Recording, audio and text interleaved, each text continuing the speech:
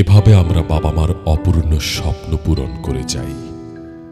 হারিয়ে যায় আমাদের সুন্দর স্বপ্নগুলো বাবা মার ইচ্ছার নিচে পড়ে। বাবা মার ইচ্ছাগুলো আমাদের উপর বোঝা হয়ে চেপে বসে। হারিয়ে ফেলি আমাদের নিজেদেরকে। বাবা মা আর চারপাশের সমাজ বোঝে না আমাদেরও একটি স্বপ্ন আছে। আমরাও একটি আলাদা মানুষ, একটি অনন্ত আকাশ আমাদের ভেতরেও লুকিয়ে আছে। শৈশবে আমার একটি আকাশ ছিল, সৃষ্টিমুখর এক নীলচে বিমুগ্ধকর আকাশ। আমি সারা দিন ঘুরে বেড়াতাম সেই আকাশটাতে। রং তুলি, পেন্সিলের আঁচড় আর আঁকাআঁকি নিয়েই কাটত আমার সারা দিন। আমি আঁকতে ভালোবাসতাম, ভালোবাসতাম ভাস্কর্য গড়তে। স্বপ্ন দেখতাম বড় হয়ে হব এক বিরাট ভাস্কর, আর এক বিরাট আঁকিয়ে পড়াশোনা করব ভাস্কর্য আর ছবি আঁকাআঁকি নিয়ে। কিন্তু বাদ সাধল আমার বাবা মা। বাবা বললেন, ওসব ছবি আঁকাআঁকি আর ভাস্কর্য গড়া বাদ দে।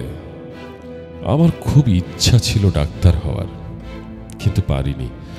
তুই আমার মনের অপূর্ণ ইচ্ছাটা পূরণ করবি ডাক্তার হয়ে। মা বললেন, ভাস্কর্য আর ছবি আঁকাআঁকি নিয়ে পড়াশোনা করলে চারপাশের মানুষ কি বলবে? তুই হবি প্রকৌশলী, টাকা কড়ি আসবে, সম্মান আসবে, সমাজের 10 জন মানুষ চিনবে।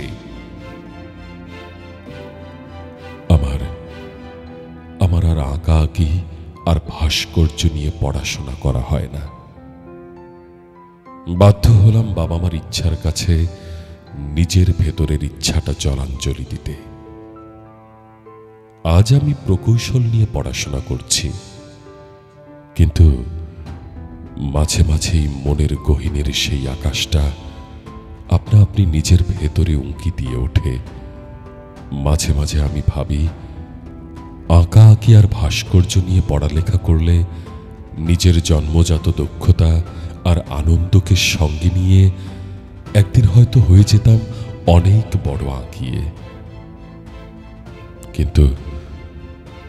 কিন্তু তার হলো না। সমাজ আর বাবা মা আমাদের জোর করে দেখিয়ে দেয় কি হতে হবে। আমাদেরকে ঠেলে দেওয়া হয় স্রোতের বিপরীতে। আমাদের ভেতরের সেই সৃষ্টিমুখর পৃথিবীটাকে দেখে না কেউ। কৈশোরের সেই অভাবিত সুন্দর পৃথিবীটা যায় কবেই নিষ্প্রভ হয়ে। এভাবে আমরা হারিয়ে ফেলি, ভুলে যাই আমাদের একান্ত জন্মজাত স্বপ্নমুখর অনন্ত আকাশটাকে। যেভাবে ভুলে যায় প্রস্ফুটিত হওয়ার আগেই কত কত মানুষ তাদের মনের গহীনের সেই বিস্ময়কর আকাশটিকে খুব নিবিড়ে নিঃশব্দে